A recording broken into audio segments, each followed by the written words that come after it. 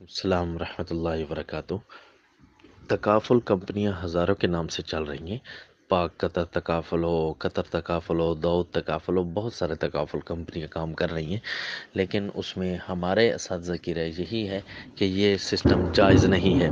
बाज़ उलमा ने तकाफुल को जायज़ करार दिया था, उनकी बहुत ही थोड़ी तादाद है, लेकिन आजकल वो भी नाला हैं।